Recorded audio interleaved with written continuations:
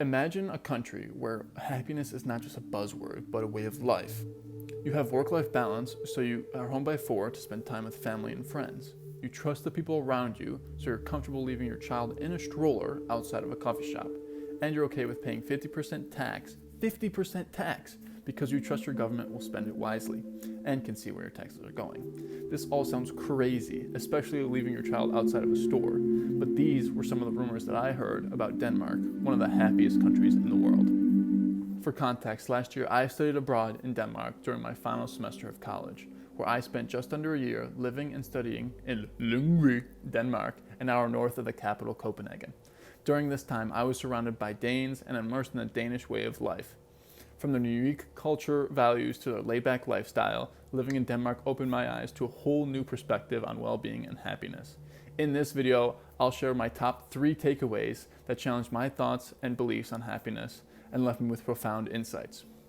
So get ready to learn about Denmark's history on how hygge can transform your own pursuit of happiness, no passport required. More on hygge later in the video, so stick around to the end. Hello friends, if you're new here, my name is Tyler and I love eggs. And on this channel, I share stories of personal breakthroughs, different habits, or new perspectives towards a happier, healthier, and more enriched way of life. Join me on the journey of fulfilling the promise within. If you know absolutely nothing about Denmark, just like I did before traveling there, don't worry. I didn't know it was a part of Europe, like the EU. Yeah, that's how oblivious I was to things across the seas. To my defense, I like to say I was directionally and geographically challenged, but that must be one of the reasons why I hated history class in high school. Anyway, back to the point. Before I tell you my 3 takeaways, I want to first tell you a little about the history, geography, and why Denmark is known as one of the happiest countries in the world. So for the geography, Denmark is a Nordic country located in Northern Europe, known for its coastal landscapes, flat terrain, and cold, dark winters. So for their history, Denmark has a rich history dating back to the Viking Age with periods of monarchy, expansion, and cultural development. It has been a constitutional monarchy since 1849, and it is known for its progressive social policies, strong welfare system, and emphasis on sustainability. In 2020, 50% of their electricity was supplied by wind power. For reference, the United States only generated 10% renewable energy from wind. So yeah, pretty sustainable, and that's just wind power. And oh my gosh, it's windy there. The Viking roots also run deep because a lot of people there are strikingly tall, burly, and good looking. All the compliments you'd be yelling to the Vikings as they raided your land. Denmark's population is 5.8 million, the currency is the Danish krone, and the native language is Danish or Dansk, but almost everyone speaks good English. Now that you can point out where Denmark is on a map and know their entire history, political values, and socio-economic factors, let's talk about happiness, something that's actually important. Denmark has consistently been ranked as one of the happiest countries in the world, according to the World Happiness Report published by the United Nations Sustainable Development Solutions Network. What is the World Happiness Report, you might ask? It's a publication that contains articles and rankings of national happiness based on people's ratings of their own lives, and the report also correlates with various quality of life factors. In English, the report collects data from people in over 150 countries based on certain variables, then weights them based on population, then on a scale from 0 to 10, and compares them against other countries. The 2023 report had Denmark in second place behind Finland, with Iceland in a close third. You might think that this is a miracle run by Denmark, but history shows the consistently high ranking of Denmark's happiness.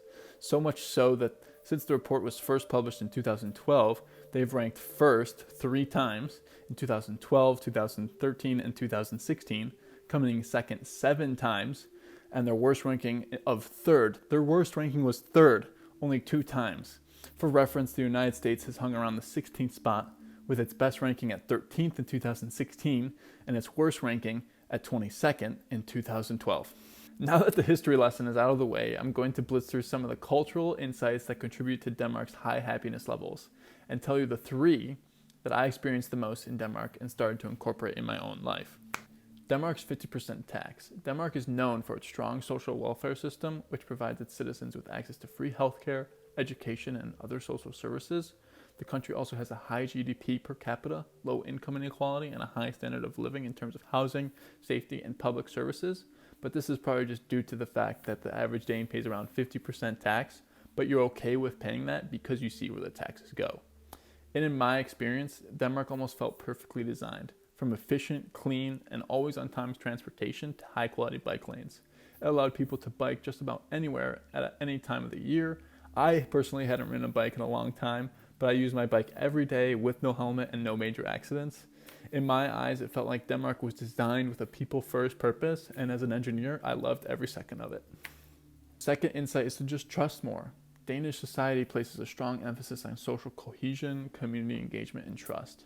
The country has a well-developed social support system that provides social inclusion, equality, and a sense of belonging. This is reflected in the high levels of social trust among the Danish population. And when I was there, it just felt like I was at home in a way.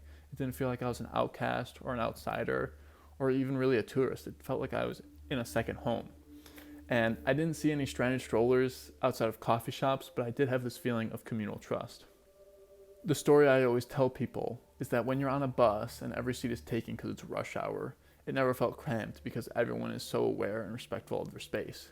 And if you're on the inside seat and it's your stop, as soon as you put your hand on your bag, backpack, or whatever you're carrying, the person next to you will get up and get out of your way without even having to ask them. The third insight is the importance of work-life balance. The official work week in Denmark is 37 hours, but the average Dane works 34 hours, leaving 134 hours for time for leisures, family, and personal pursuits.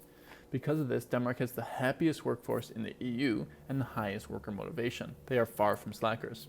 Studies show you are more productive in a positive state of mind, and Denmark ranked third in the EU based on productivity. Within the Danish language, they even have a dedicated word,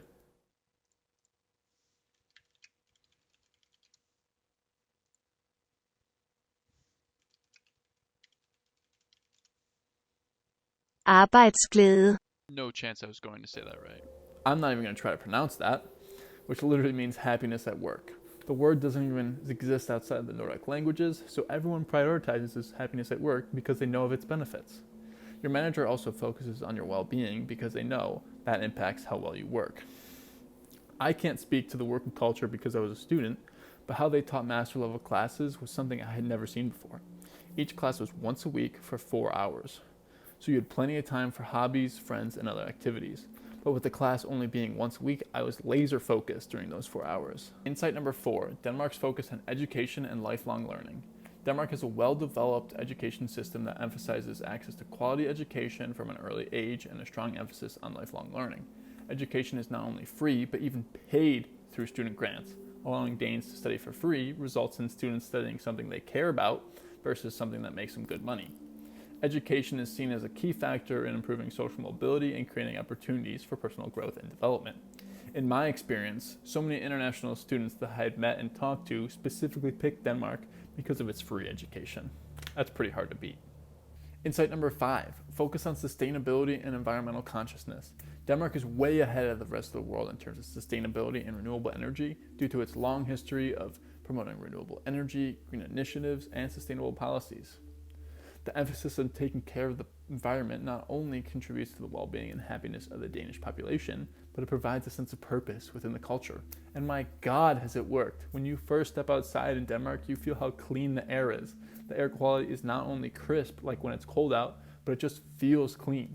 There's no great way of explaining it, but whenever I got back from a trip to another country in Europe, I noticed the difference of that fresh Denmark air every time. And another thing is the transportation systems. They are spotless. There is no trash, there is no garbage anywhere. I could lick those stairs, lick the subways, any day of the week, it'd be fine. Insight number 6, embracing the concept of hygge. I'm absolutely butchering that pronunciation. Hygge. But let's move forward.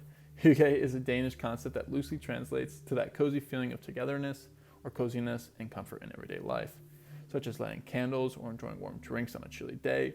It's the complete absence of anything annoying or emotionally overwhelming, taking pleasure from the presence of gentle, soothing things. Normally having to do with a beer, cake, or candles, Denmark actually burns the most candles in all of Europe. Hygge is taking a pause and spending time with friends and family. It's normally tied to the weather, so when it's cold, being cozy inside, or in the summer, having an ice cream and enjoying the sunlight. You can do a hygge, have a hygge time, or be hygge. It can be whatever you want. It's about being kind to yourself and others, and it just makes being kind to others so much easier. This way you allow yourself to have that Oreo, rather than depriving yourself all the time so you don't end up binge and eating an entire sleeve of Oreos as I do. It's important to understand that happiness is a complex, subjective, multidimensional concept, and Denmark's high happiness rankings are likely influenced than a few more factors than I have touched upon. Nevertheless, I found embracing the concept of hygge, trusting more, and work-life balance are the three values that not only made me cherish my time in Denmark, but new perspectives that I hold true to my heart today.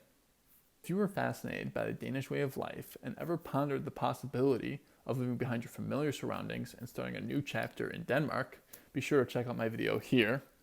Check it out. I'm looking at you. Check it out.